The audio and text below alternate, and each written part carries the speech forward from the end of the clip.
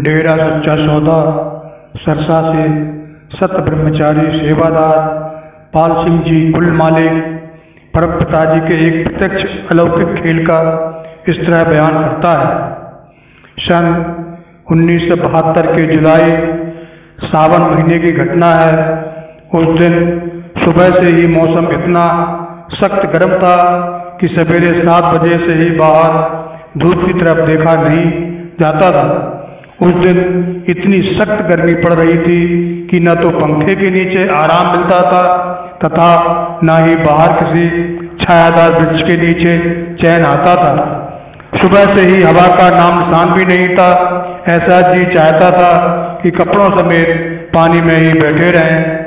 कुल मालिक सतगुरु जी जीवों को अपने नूरी दर्शनों से संतुष्ट करने के लिए प्रतिदिन सुबह 7:30-8 बजे बाहर आया करते थे। करीब घंटा भर साथ संगत में बैठकर उन्हें शब्दों व अपने पवित्र वचनों से खुशियां प्रदान करते थे।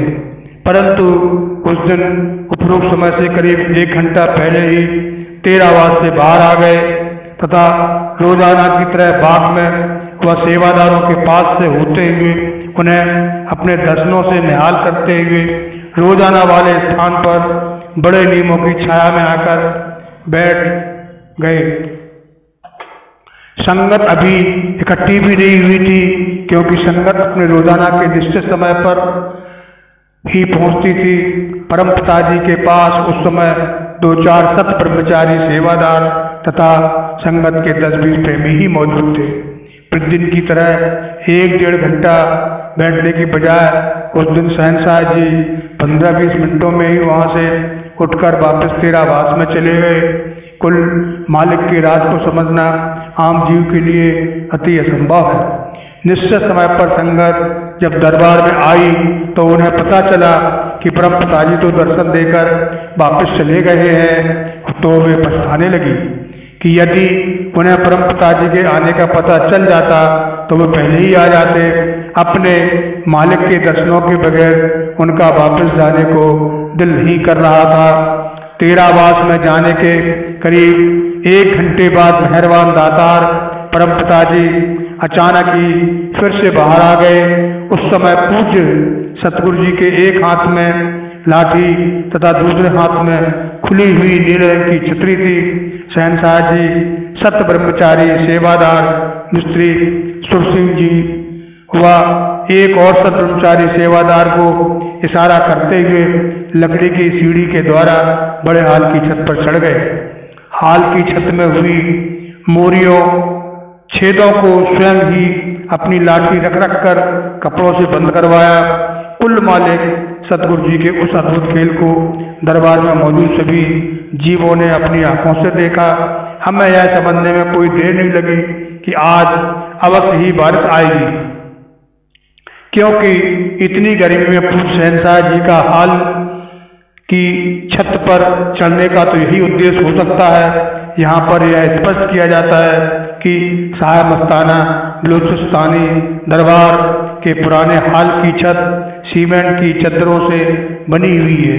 उसमें कई स्थानों पर मोरियां सुराखें हो गई थी जिनमें से बारिश का पानी नीचे हाल में गिरता था। परम पिताजी जब यह सब कुछ करवा रहे थे तो उस समय बहुत सख्त धूप थी। न तो कहीं हवा का निशान था और न ही कहीं दूर दूर तक कोई बादल ही दिखाई देता था। शहनशाह जी ने हाल की छत पर खड़े होकर दूर दूर तक चारों तरफ अपनी पावन दृष्टि डालते हुए व मुस्कुराते हुए फरमाया, हरियाली तो कहीं नजर नहीं आती। रब ईश्वर तो यूं ही हो गया है जैसे पंजाब में नौजवान लड़के नशे की गोलियां खाकर नशे में नशेड़े हुए फिरते हैं। इसे तो वह पता भी नहीं चला कि कौन सी ऋतु कब लगानी है। महीना तो अवश्य श्रावण का है। इसने ऋतु बना रखी है ज्येष्ठ आषाढ़ की। पिछला सारा वर्ष बीत गया है, इसने वर्षा की एक बूंद भी नहीं दिखाई दी। जीव जंतु त्राह त्राह कर रहे हैं। हाल से नीचे चलकर आज हम इससे स्पेशल बारिश करवाएंगे। हालांकि परम पिताजी स्वयं ही सर्वसामर्थ्य सर्वशक्तिमान और स्वयं ही खुद मालिक खुद करता है, परंतु फिर भी शहंशाह जी ने अपने आप को छिपाते हुए किसी अन्य रब से बारिश करवाने का वचन फरमाया। मैं यह बात पूरे दावे विश्वास से कह सकता हूँ कि उस समय पूरी सख्त गर्मी तथा धूप भी इतनी कड़ाके की थी कि सुबह 9-10 बजे का समय उस वक्त दोपहर के 1:30-2 बजे के समान लग रहे थे। कहीं किसी तरफ भी दूर तक सफेद बादल का नामो निशान तक नहीं था। उस दिन बारिश का होना तो दूर की बात थी, उसके बारे में सोचना भी आश्चर्यजनक था।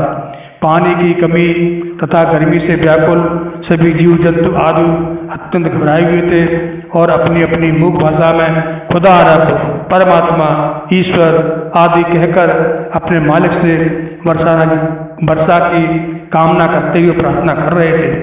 कुल मालिक अति दयालु दातार जी ने उनकी पुकार को सुन लिया, अर्थात कुल मालिक को अपने जीव प्राणियों पर तरस आ गया, जिससे मालिक सच्चे पातशाह जी ने वर्षा करवाने के लिए यह सब कुछ पहले ही कर दिया। हाल की छत का सारा काम पूरा करवाकर शहंशाह जी उसी सीढ़ी के रास्ते से नीचे उतरकर अपने टेरावास में चले गए। उसके थोड़ी देर बाद ही टेरावास की पिछली तरफ से एक छोटा सा बादल उठा। यह नहीं कहा जा सकता कि वह किधर से आया था, क्योंकि केवल आधा घंटा पहले तो बहुत दूर दूर तक किसी भी रंग के बादल का निशान आसमान पर मौजूद नहीं था। उस छोटे से बादल यानी बादली से मोटी मोटी बूंदों से वर्षा होने लगी तथा धीरे धीरे पूरा जोर पकड़ गई।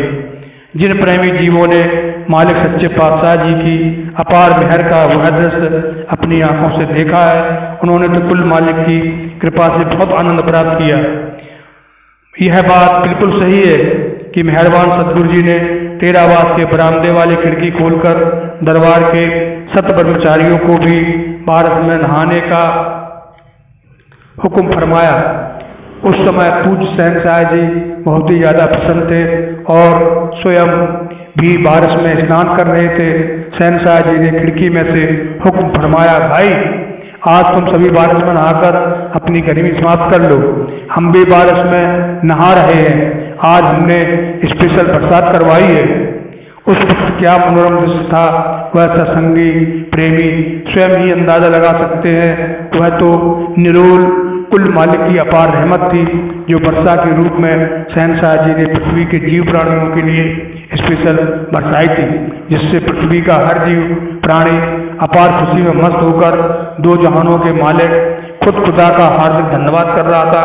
वर्ष भर के सूखे से व्याकुल हुए सभी जीव प्राणियों ने सुख व शांति की सांस ली और कुल मालिक का लाख लाख शुक्राना किया। शहंशाह जी की वह स्पेशल बारिश लगभग घंटा भर पूरे जोरों से होती रही। चारों तरफ दूर दूर तक पानी ही पानी दिखाई देने लगा। तब चारों तरफ ठंडक तथा पृथ्वी की मीठी मीठी महक से मन आत्मा मस्ती में झूम उठे। यह तो कुल मालिक परम पिता जी की धरती के तमाम जीव प्राणियों पर परोपकार तथा रहमत की एक छोटी सी मिसाल है। सतगुरु शहंशाह जी तो दोनों जहानों में अपने जीव की सच्ची मदद करते हैं, चाहे वह इस संसार में रहता है और चाहे वह अपनी देह छोड़कर ऊपर रूहानी मंडलों पर चला जाता है। सतगुरु का हाथ हमेशा जीव के सिर पर रहता है।